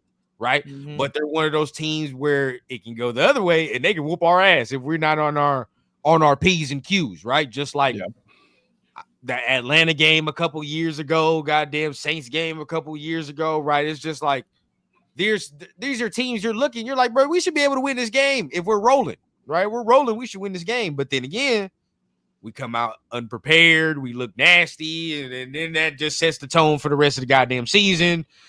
I'm not trying to have that, bro. I do not want that this year. That will show me that we're at least more prepared as a staff. As you know what I mean? Like now we in the right direction, game planning, doing these things. So that's what I'm hoping. Yeah, for real. For real. Let's see. Severe says the Indy game will show me a lot. That's a game I think we should win. Our team should be starting to gel by then. And we'll be playing Daniel Jones or Anthony Richardson. If we lose, things are spooky. I agree, bro. I agree. I know people are worried about week 1, but I'm not like I get it, but they got rookies in certain spots and young players, New England in certain spots where I'm like, we should be able to whoop their ass, bro. I ain't gonna cap. Yeah. Will Campbell's first career action is Max Crosby and Malcolm Kuntz. Good luck. Come on, bro. Let's keep it a beam. If they don't help that man over there, get some protection, it's going to be bad. Now, I do worry that the fact they got Travion Henderson. I worry about that. I ain't going to lie. Because he can cook any of our linebackers, dog. And pick them out in the road, dog. He cook any of them. Yeah. Let's see. Short week games are always a mixed bag, and we have a bunch of them. Yeah, we do. Yeah. For sure. Yeah. I heard SoFi is like hot, is like oven hot, bro. It's terrible. I hate that fucking. This is why I don't want to go. If it was early in the season, I wouldn't have went to that SoFi one. Dude, last year's was fucking terrible. Oh my god, it was. Now that I didn't go to last year's, but I went for the year before that. It's terrible. It is like an oven. You cook. It's just a dumbass design. Now, that night, I think it was the Thunder game with John Gruden. That was cool. It has to be a night game, bro, or like a fucking afternoon game, because then LA feel good at that point. But and it has to be later on in the year. Like if you get you can't get no October, bro. You can't do that. That shit's September, October. You gonna cook. It gotta be November, December is when you get one of them SoFi games. Yeah. Yep. And this year, that's exactly it. So. We'll see. We'll see what happens, but we might. I think that's probably why also we have such a difficult time, trying to win that fucking place. It's just the heat, the humidity. It sucks. It's just you would think being in LA, there's not a lot of humidity. There is. Sometimes it gets up to like 60% or almost 70% humidity. It's fucking crazy. Oh, for sure. Yeah. unless you're out in the valley, you probably out in the desert or something, then it's different. But most of the time it's humid as fuck. Yeah, for real. Let's see. I'll take a few more questions and then shout out to Myra. What it do, girl? Appreciate you pulling up. Yep. I don't know. Steve says, I don't know, bro. AR-15, wear them goggles now. Maybe this whole time it was his eyes holding him back from being Joe fucking Montana. I don't know about that bro. one, bro. He wearing them Lenore Sellers the Lenore Sellers, I'm dead. Oh man. the Kareems. Yeah, the Kareems, dog. The Abdul Jabbars. For real, bro. Oh shit. The Jags, the Jags are walker because they got Brian Thomas, Travis Hunter, Trevor Lawrence working with Liam Cohen, who helped turn around Baker. Pete Carroll hasn't won after a bye since 2019. I think this is a game to turn that around. I think might be a close one, bro. You would hope. Yeah. Said T-Law still gonna be ass. There you go. All right. Cool. So let me go ahead and turn it over to our next segment. And that's the spotlight. Meet our guest. So it's time, Nate. It's time to bite the bullet. So this is our segment, the spotlight. This is a chance for our audience, everybody in the chat, to go ahead and really get to know our guest. This week's guest is none other than LVRaider10. So we got some questions for you, brother. And let's go ahead and start off from the beginning. How long have you been a Raider fan? Wow. So I've been a Raider fan basically since I was born. I was born into it. My dad's a big Raider fan. The Raiders were out here in LA when, he was growing up. So he's been a Raider fan his whole life, basically. And so I was born into it. And my dad was a Raider fan, put me in little Raider stuff the whole time. And so I've been about it for literally my entire life. So there we go. That's how it started for me. That's what's up, bro. We trying to do the same thing over here, bro. Yeah, bro. Yeah, bro. He already know what time it is. Exactly. Same here. He's actually in his little Raider PJs right now, chilling watching TV, bro. That's fire. Yeah, for sure. Let me ask you this, bro. I mean, what is it that made you fall in love with the silver and black? Was it like any specific moment or game that kind of like, that's it, bro? It's kind of was, like I said, it started for me when I was young. I think it was honestly off of the football field, just kind of, spending time with my family and stuff like that. And everybody watching the games every Sunday, it being an event where every Sunday, you either wake up and, all right, it's time for Raider football. Everybody gather around the TV. Like, it was more off of the field rather than on the field that made me really fall in love with the Raiders. And then once I got older, and started understanding the game more, that's when, I started to really develop like the X's and O's and learning and everything, all that. So it's really started with, honestly, had nothing to do with the football field. So that's what it was for me, honestly. Yeah. No, for sure. There you go.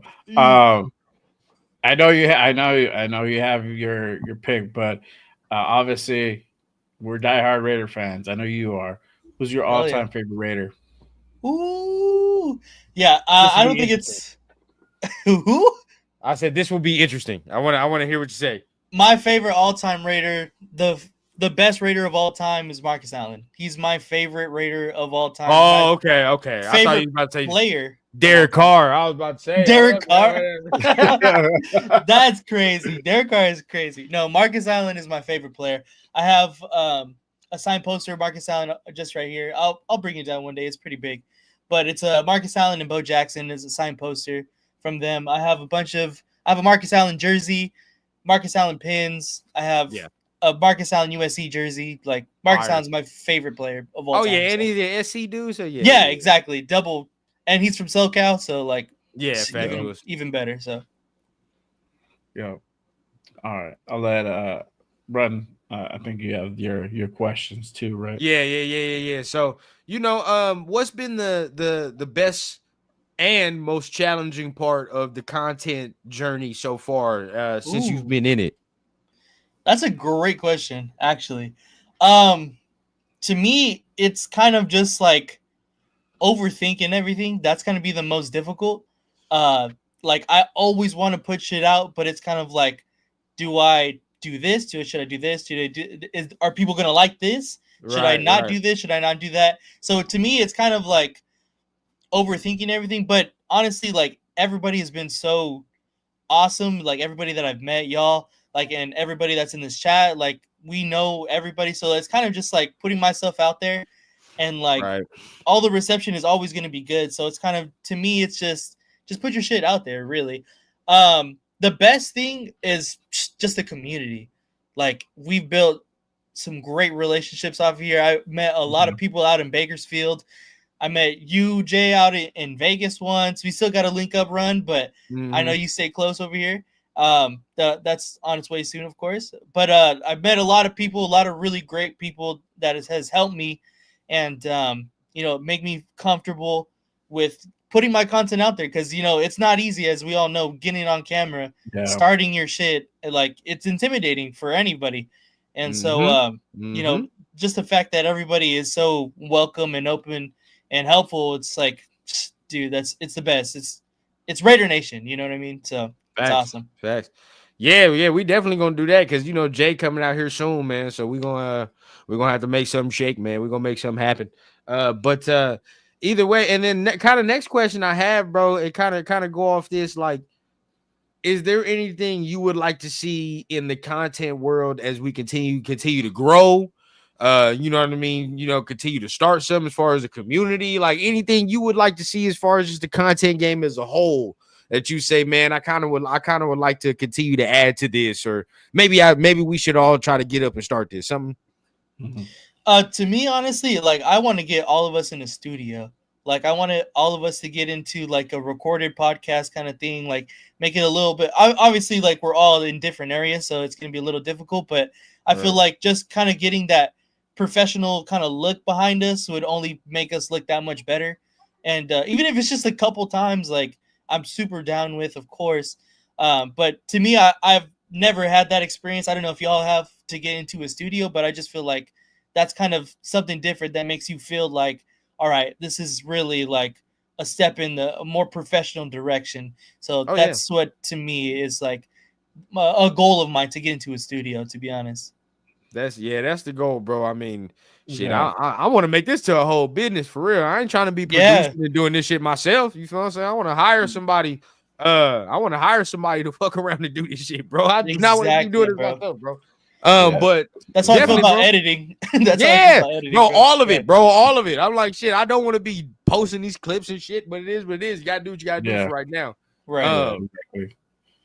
And we'll definitely go ahead and get into a studio. Probably the next time I'm out there. I just honestly, bro, it's just being out there and splitting time with family, and then going in the van and driving out there. It was a lot. We didn't have that much time, but I'm gonna try to plan something for the next visit out there in Cali for sure. Get all of us in there, and Leo and Severe. We'll do it, bro. We'll do it. That's the thing, is like we're gonna have like fucking 10 cameras, because we're gonna invite everybody, bro. huh? We'll do it. Everybody gonna be there, bro. Hell yeah. Everybody gonna be there. Yeah, for sure. Don't trip. I'm just asking. My man said, thinking AI, man. Am I real? You motherfuckers will never know. I'm dead, bro. You motherfuckers will never know. I'll take it. Kills his face off, and that's it, bro. Y'all would never know, bro. Y'all would never know. I genuinely feel like Raider YouTube channels put in more work than Raider staff. It can't happen like that. I mean, we everyday TV damn near, so it's like you probably gonna, you know what I mean, you'll get a little bit more. Now they got the production. Now the smart thing for the Raiders to do is just hire, you guys, you feel what I'm saying, and we make it right at that point. Yeah, because we dedicated, we had nothing but love. We're always gonna put the best interest in the team forward. Like we're probably the best people that you can hire. That's what I'm hands saying, bro. Hands down. Facts. You're gonna get better content than you do on ESPN, for real. Oh, big time. Yeah, because Wait, bro. We gonna continue, bro. We gonna continue. Yeah, for sure. But let me go ahead and kind of cap this thing off here. Let us know what you have going on right now. Do you have like any collabs, any content that we should be looking out for? Anything in the future that you want everybody to kind of keep a lookout for? Yeah. So I mean, you kind of touched on it earlier. We obviously do our shows on Wednesdays. So everybody tap in on that. That's been going great. Of course, the Raider Connection every Wednesday. And then me and Jeff have a show on every Thursday. That's Raiders Coast to Coast. That's been going great as well. Throughout the week, I try to do some more gaming stuff. But I really, where I really hit my stride is during the season. I do previews and then post game breakdowns. And then I try, whenever I go out to a game, I always try to do interviews with Raider Nation. That's what I love, is going out to Raider Nation, meeting a whole bunch of brand new people, doing interviews, asking them about their Raider fandom. That's what I like to do. So if you're ever at a Raider game that I'm at, please go ahead and shout, like, come up to me, go get an interview. Like, I love talking to people. So that's kind of my big thing, is talking to Raider Nation. That's what I really started this, was to meet Raider Nation, and it's been going great so far, and I love meeting new people. So yeah, for sure, bro. You know how we do. Yeah, and I don't know what happened with us in Bakersfield. Our mics fucking went out, bro. Dude. So, It always happens. It always happens like that, bro. It always happens, especially when you're anticipating to do something. It always happens like that. Yeah, but yeah. before we get out of here, bro, I do want to say, man, we got to take our time. Moment of silence, bro. We had a passing, of a dear Raider member, so I just want to take that time to go ahead and acknowledge that. You feel what I'm saying? And if y'all don't know what I'm talking about, we just want to take the time to acknowledge the death of this ugly ass hat. Take the time to acknowledge that this hat is now dead and buried. Look at the stitching. Look at this, bro. I think I shared it on my Instagram story, dog. I think nose and all. You know some of the people, right? Like, where it's like sometimes the chin and the neck like connect. You feel what I'm saying? It's like, that's that hat. The bill and the fucking base of it, bro, connect, and that shit does not separate. So at the end of the day, bro, that's why the chin strap is unbuckled, because you can't even fucking buckle that shit up. You feel what I'm saying? You can't buckle that shit. The face chunky, bro, like that. No. The hat made it on to Good Morning Raiders of last night. Take it off, bro. R.I.P. to the hat, bro. R.I.P. to the hat. Man, that hat, man. Shout out to my guy Chris, protect the shield. He's like, man, as long as you don't wear that hat, bro. You said the liquor store. I'm dead, bro. Oh, bro, that's legendary, bro. That's legendary, bro. We gonna remember that shit for a long time, bro. Yeah, he took his hat off and everything. I had to stay on, bro. As long as you don't have this hat. Yeah, bro. And then my man brought out another 40 from the back. Yeah, he did. And I was like, ooh. Like, which hat was it? Chris had it. He did, bro. I'm telling you, he was just not feeling that hat, bro. For real. He's like, man. There are certain jokes that were made in group chats that will not be repeated. But at the end of the day, bro, that hat was a topic of conversation. He's like, what the fuck is going on that hat? It has a bloody nose. He's like, your grease falling off, man. Oh, man. You eat too much, Chris. Shout out to my guy, Luna. Shout out to the guy, bro. Finally coming to terms and accepting it's time to go. Which is crazy. That wasn't even the first hat that we were talking about. That's not even the first one, because the first one definitely came with a dashiki in wooden beads. So that I seen that one too. Dashiki. Yeah. So I know exactly. That wasn't even the first one we were talking about. Oh my God, Jesus. Oh, I'm crying, bro. I'm crying. Yeah, that was funny. Luna Sports Bro. that Chris. Oh He yeah, was, bro. He was Oh, proud of yeah. his hat too. That's what made it so funny. He was proud of the man. This is my hat. Look at this. This is cool. And he You gotta hat. understand, bro. 805 just be raking in the content, bro. That's why 805 sit like that. He just sit there silent, bro. He rake in all the content and monetization off of what Bro's he clip farming for real. That's what I'm Oh, saying. This is not the last that we're gonna see of the notorious hat, bro. We're gonna see It probably like might make it a little clip. Yeah, it's gonna rear his ugly head in Instagram and YouTube on a short, and God knows countless other ones. But yeah, shout out to Luna. I know it was very hard, brother, but it's in a better place. Oh shit! Somebody That's my outside groceries, with the bro. vicious dog, bro. That's my groceries. I'm about to say, hey, somebody getting vicious over there, man. Yeah, it's my Rockwell. My Rottweiler.